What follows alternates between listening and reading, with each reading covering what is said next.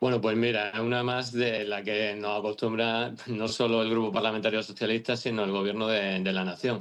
Son análisis, bueno, por llamarlo de alguna forma, no son análisis jurídicos porque ese párrafo que coge se refiere a una cuestión concreta que no se han acreditado interferencias, pero sí se condena por una serie de delitos, por una serie de indicios. Y he estado escuchando a la voz del señor David Sánchez, efectivamente se le condena por el cambio en la denominación como cooperador necesario, la denominación del puesto de trabajo. Y mire usted, si el propio acusado, condenado, considera que no hay lawfare y que no hay ningún tipo de causa política en estas causas judiciales, pues esas declaraciones por parte del gobierno, que por cierto, el señor David Sánchez no es un problema de los españoles. Yo a mí me parece surrealista que todo un gobierno se ponga al servicio de un ciudadano particular para atacar a otro poder del Estado. Pero es que ya que lo hacen, no emiten críticas jurídicas, son comentarios a modo de cuñado en una barra de bar que no se ajustan a la realidad, que ni siquiera se han leído las sentencias porque no dan ningún tipo de razonamiento jurídico. Y lo que sí, la gravedad de esto es que se hace desde un gobierno, desde un grupo parlamentario, y eso demuestra que carecen de valores democráticos y ponen al gobierno al servicio de un interés particular para atacar a otro poder del Estado. Estoy preocupado por la Fiscalía, no por la Fiscalía Anticorrupción, todo mi respeto, pero estoy preocupado en general por la Fiscalía. De repente, la Fiscalía se pone a defender a David Sánchez. De repente, la Fiscalía se pone a defender al fiscal general del Estado y quieren que la Fiscalía instruya los casos. Si la Fiscalía instruye los casos, sería un dibujo imposible que se dediquesen solo a acusar a la gente de la derecha. Pues mire, yo no estoy a favor del modelo de instrucción por la Fiscalía porque hay un principio de dependencia jerárquica. Entonces, ese principio de dependencia jerárquica, si se atribuye la instrucción a los fiscales y no se modifica el estatuto orgánico del Ministerio Fiscal, pues en la tesitura actual sería un problema. Y más si tenemos en cuenta, bueno, aquí no voy a entrar porque al fin y al cabo son criterios jurídicos, la posición de la Fiscalía en este caso Bueno, concreto. o no. Criterios jurídicos pero o sí. no. Sí, pero sí le digo que lo que era absolutamente... no solo es que la Fiscalía actúe con imparcialidad, sino que aparente que actúa con imparcialidad. Entonces, en el caso del fiscal general del Estado era absolutamente denigrante para la institución el hecho de que el acusado fuese el superior jerárquico, el máximo representante jerárquico de la Fiscalía, y quien intervenía era un subordinado jerárquico Ya, del pero acusado. y en este caso van dos de dos, ¿eh? Dos que dicen que son inocentes, dos condenados. Pero espere, señor Ruiz de Lara, que quiero pulsar otra opinión, diremos que es más progresista. José Antonio Martín Pallín, ex magistrado del Tribunal Supremo, ¿qué tal? Hola, buenos días. Señor Pallín, ¿han condenado a David Sánchez por ser el hermano del presidente? Bueno, yo me voy a fijar únicamente en el contenido de la sentencia. Hay una referencia respecto de la figura señera de su hermano, pero bueno, podríamos pasarlo por alto. Pero yo quiero llamar la atención sobre, primero, que es una sentencia que me parece exuberante. Son 377 páginas, de las cuales podrían sobrar 300. Sí, esa es toda Esto la es un crítica. mal que no es achacable solo a la audiencia de Badajoz, sino a todo el sistema, que como tenemos una base de datos, Pero pues tiramos de pero vamos jurisprudencia. a lo nuclear, señor Pallín, porque a mí, si toda la crítica es que la sentencia es muy gorda, o muy amplia, o muy nutrida en folio, pues no. La pregunta es, ¿usted cree que está bien condenado David Sánchez? En absoluto. Además, hay unas contradicciones. La columna vertebral de una sentencia son los hechos probados. Vamos a los hechos probados. Según los hechos probados, que hay tres apartados, comienzan en el año 2016. Todo se dice que es una especie de iniciativa del señor Gallardo. Siguiendo con los hechos probados, dice, es una elaboración dentro de los despachos, pero el mismo hecho probado dice después que se publica en el boletín oficial de la provincia. Luego no veo yo que sea algo secreto o manipulado. Otro hecho probado, se celebran entrevistas con 11 aspirantes, de los cuales 6 son declarados aptos y 5 no. Mayor transparencia es imposible. Esto en el día de hoy, pues seguramente en 100, 200 o 300 ayuntamientos o empresas públicas de España, pues se está produciendo, y siempre, y además esto así fue, porque se adjudica en el año 17, es contencioso administrativo. Ya. Y es Pero raro es que... porque desde el año 2017 hasta el 2024, según los hechos probados, nadie en Badajoz dijo absolutamente nada sobre este asunto. No lo dijo Y en Podemos. 2024 aparece Manos Limpias con una querella y se inicia esto. No. Podemos lo denuncia antes. De hecho, Podemos lo denuncia públicamente. Y le voy a decir más, no le condenan por... Un momento, léase el hecho probado. Sí, yo me leo el hecho probado, pero eso no quita que Podemos lo denunció antes. No, lea la fecha, no lea digo, la fecha, si lo sí, dice el hecho probado. que no hablo de una denuncia en el juzgado, hablo de que políticamente se denunció antes. Usted está diciendo que no sucedió algo que sí sucedió históricamente, que es que el grupo Podemos denunció políticamente el enchufismo. Pero le voy a decir más. En el hecho A, que es el hecho de que aceptó una plaza diseñada para él, no se le condena porque ha prescrito. No porque no haya pasado, sino porque ha prescrito. Bueno, esa es la opinión de la audiencia de Badajoz. Se trata, para mí, de un caso contencioso administrativo, como hay miles y cientos de miles en toda España. Y, por tanto, bueno, pues esa es la opinión de la audiencia de Badajoz, que, por cierto, ahora hay un recurso de apelación en el que incluso hasta se pueden practicar nuevas pruebas si se trata de algunas que no se hayan podido practicar en la instancia. Como se pongan a mirar los mails de Pedro Sánchez y de Begoña Gómez, vamos a ver si al final no acaba con más para adelante. Pero quiero saber, Manuel Ruiz de Lara, ¿coincide esto con el magistrado Pallín? Bueno, no, porque al margen de que la sentencia está pendiente de recurso, pero la sentencia también destaca que el hecho de que se hayan seguido los trámites administrativos formalmente, eso es un mero recubrimiento cosmético que no implica que se elimine el delito de prevaricación tanto en la creación del puesto de trabajo como en el cambio de la nomenclatura, que es por lo que se le condena el señor David Sánchez. Yo le pongo un ejemplo. Si yo formalmente, pues bueno, sigo los trámites de la ley de enjuiciamiento civil, pero sin embargo tuviese algún tipo de relación con alguna de las partes de amistad y después resuelvo en su favor, formalmente el procedimiento se ha ajustado a los trámites que marca la ley de enjuiciamiento civil. Pero yo he retorcido, al fin y al cabo, la decisión en base a otro hecho exógeno al procedimiento, porque tenía un contacto con una persona determinada que era amiga, además, o amigo del señor Gallardo. Eso es lo que destaca la sentencia del Supremo y por eso la sentencia, de la Audiencia Provincial de Badajoz, y por eso condena por 2 delitos de prevaricación, en el caso del señor Sánchez solo por 1 como cooperador necesario. Señor Pallín, ¿usted cree que es golpismo judicial esta sentencia? Bueno, yo lo del golpismo no se puede nunca atribuir a una sola sentencia. Cuando alguna vez ha hablado de esto, ha hablado de una secuencia temporal que podríamos ponerla en sus inicios, por no remontarnos, en el caso Atucha, que después anula Estrasburgo. A partir de ahí hay una estadística de hechos que el que quiera verla que lo vea, y es un continuum. En el caso de Podemos, que por cierto, tiene usted razón, Podemos lo criticó políticamente. Me refería, estaba confundido, era Manos Limpias, pero vayamos al meollo, la querella que no lo entiendo. En el 16. Para una pregunta de si hay golpismo judicial, hay una respuesta que es sí o no y luego una explicación. ¿Usted cree que hay golpismo judicial, que se quiere encargar a Pedro Sánchez y derribarlo los jueces del gobierno? Bueno, todo indica que 2 hechos, ya le digo, uno del año 17 y en el caso de la cátedra de Begoña 2020 funcionó 4 años sin que nadie dijese nada y todo surge después de que alguien dijese que el que pueda hacer que haga. Bueno, es decir, pues eso sí. La gente piense. Eso es sí, ¿no? La gente que piense lo que. No, si quiera. la gente. Escuche, señor Pallín, espere. La gente piensa lo que le da la gana a este programa y dice lo que le da la gana. Pero yo le pregunto, para que quede claro, o sea, a las cosas le llamémoslas por su nombre, al pan pan y al vino vino. Usted está sugiriendo que lo hay, pero no se me atreve a decirlo. Entonces me gustaría que lo dijese. Si usted cree que hay golpismo, dígame, hay golpismo judicial. Hombre, el golpismo no en el sentido de golpe militar, sino en el sentido de golpe judicial. Lo hay.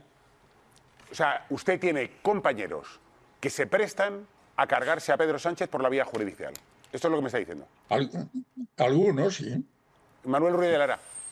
Esto es fuerte. Pues mire, yo le voy a decir muy claro. A mí me parece una manifestación absolutamente lamentable, más en quien ha sido magistrado del Tribunal Supremo de la Sala Segunda.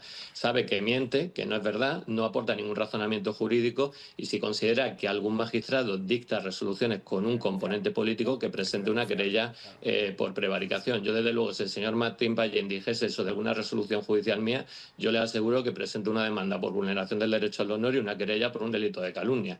Me parece muy lamentable, es jugar a una cosa que además que es mentira. El propio abogado del señor David Sánchez ha dicho que en su caso no hay lawfare judicial, y las sentencias se recurren por los procedimientos judiciales y por los recursos que marca el ordenamiento jurídico. Yo creo que al señor Martín Pallín no le habría gustado en ningún caso, cuando él era magistrado del Tribunal Supremo, en resoluciones que ha dictado se le acusase de algún tipo de connivencia o de algún tipo de intencionalidad política. Yo no creo que lo haya hecho, y me parece muy lamentable que se acuse. Si lo ha hecho, ha atribuido a la Sala Segunda del Tribunal Supremo la condición de golpistas, y me parece, aparte de ser mentira, muy lamentable y desleal con quienes han sido compañeros suyos en la carrera judicial. Señor Pallín. Bueno, señor Ruiz de Lara, una cosa es que usted diga que le parece que es mentira, cosa que me parece muy lógica, pero que diga que yo miento, no. Es mi creencia, no miento a nadie. Creo eso sinceramente y por tanto lo digo. Y respecto de que críticas, repase la hemeroteca de mi sentencia del caso Banesto y ya verá usted qué cosas se dicen de mí. Pues vale, pues ya está. No, pues pero yo ¿puedo añadir sí, algo? Sí, pues añadir lo que quieras. Me ha reconfortado mucho escuchar al señor Ruiz de Lara, igual que me ha no decepcionado, pero sí desasosegado lo que ha dicho el señor Martín Pallín, pero novedad no es. Él es uno de los firmantes, y si me confundo me corrige usted, de un lamentable manifiesto En tu la opinión, primavera de 2004. lamentable en tu opinión. En la opinión de cualquier persona que tenga valores democráticos. De un manifiesto en el que literalmente él y otros tantos hablaban al inicio de la causa, creo que era de Begoña Gómez, de que en España había un golpismo mediático y judicial. Y él era uno de los abajo firmantes. El señor Pallín también ha sido capaz de presidir un pseudo tribunal paralelo al que le ponían la vitola de ciudadano, porque los tribunales ordinarios no emitían las sentencias sobre el problema de las residencias en la pandemia de Madrid, en el que él emitía unas sentencias como si fuese la Rusia soviética, y los tribunales de orden público estos franquistas, ¿no? Entonces, lo lamentable es que, aun con una sentencia en la que podemos leer todos que 3 jueces de la audiencia provincial invierten mucho tiempo en razonar llegar a una conclusión, mantenga la acusación. Venga, porque en Marta. España hay golpismo judicial. He preguntado al señor Pallín si había golpismo judicial y le he pedido, por favor, que lo dijese de forma clara y abierta. Y te ha dicho que hay algunos sí. jueces que No, lo que acabo de decir yo, Ha dicho que sí. Y ha metido dentro de esto a lo que pasó con David Sánchez. Entiendo que al fiscal general del Estado usted también cree que está mal condenado. Por supuesto. ¿Lo ves? Pero vamos, además, y si condenan a Begoña, estará mal condenada. Si condenan a Begoña Gómez, estará mal condenada.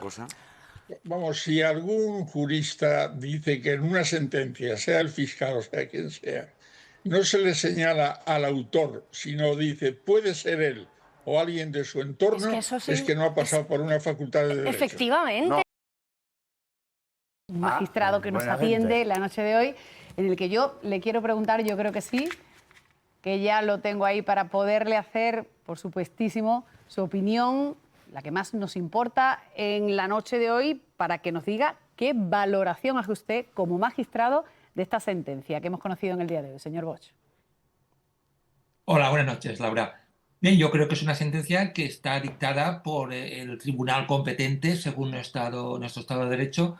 Es una sentencia fundamentada, muy extensa, de más de 300 páginas. Explica claramente las razones por las que considera que debe haber una resolución condenatoria por delitos de prevaricación, y esto es compatible con que se puedan plantear objeciones y considerar que puede tener puntos jurídicamente discutibles. De hecho, como sabemos, hay discrepancias entre la Fiscalía y lo que ha dicho el Tribunal, hay discrepancias entre la petición de prisión por tráfico de influencias de las acusaciones populares y lo que ha dicho también la sentencia, y en mi opinión será muy probablemente objeto de recurso algunos puntos que pueden ser cuestionables, como el hecho de considerar cooperador necesario a David Sánchez sin ser funcionario, y también cómo encaja penalmente la conducta propia de la prevaricación en una cuestión que suele ser controvertida en la jurisprudencia.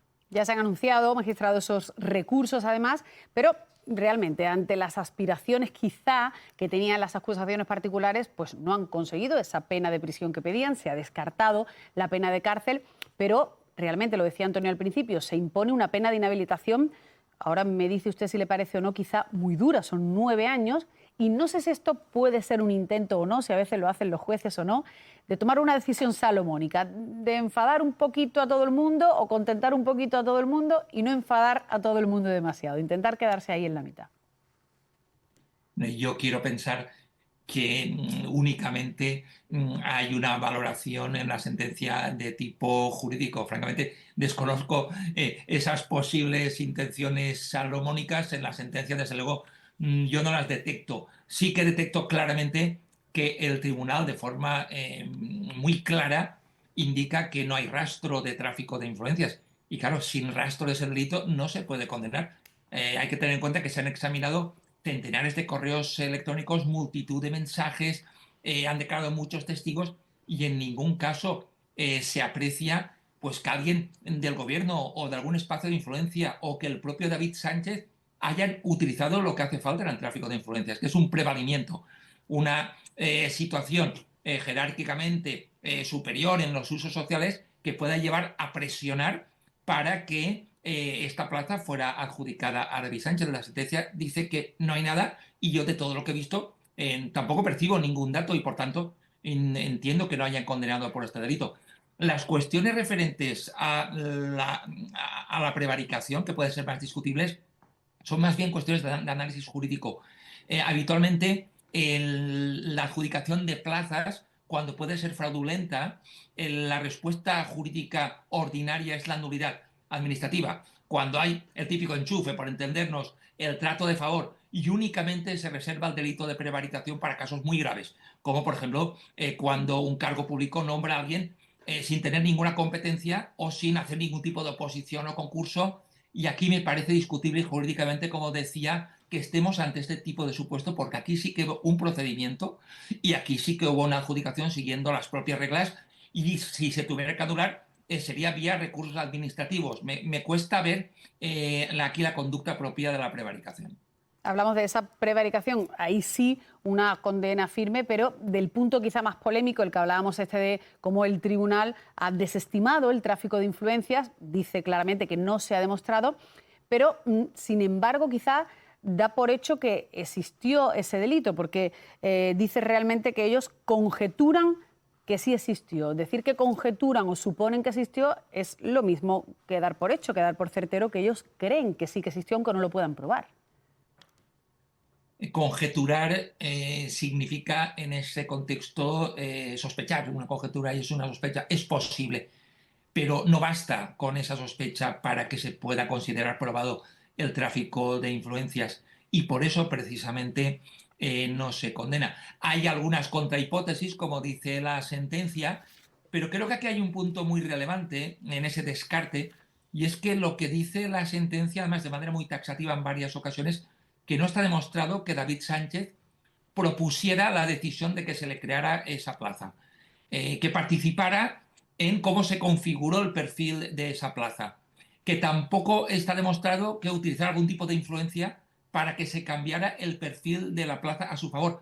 Y esto dificulta lo que decía el otro punto que puede ser opinable de la sentencia, que es ese papel de cooperador necesario que implica algo más que lo que dice la sentencia. La sentencia dice que David Sánchez simplemente tiró la instancia, se presentó, fue a la entrevista y después ocupó la plaza. Pero vamos, la jurisprudencia en supuestos de cooperación necesaria implica una participación en líneas generales mayor. Y creo que precisamente ese descarte del tráfico de influencias dificulta también la concurrencia del delito de prevaricación en el contexto que acabo de indicar.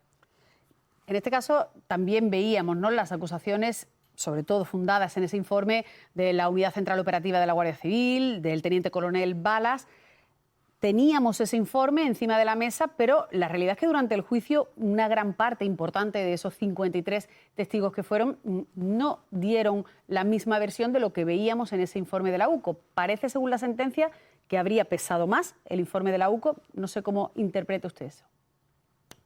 Es así, efectivamente, la valoración que hace la sentencia da mayor credibilidad a los datos aportados por la UCO y también algunas de sus conclusiones, y la prueba de descargo, la prueba aportada por las defensas, en líneas generales le concede menos verosimilitud.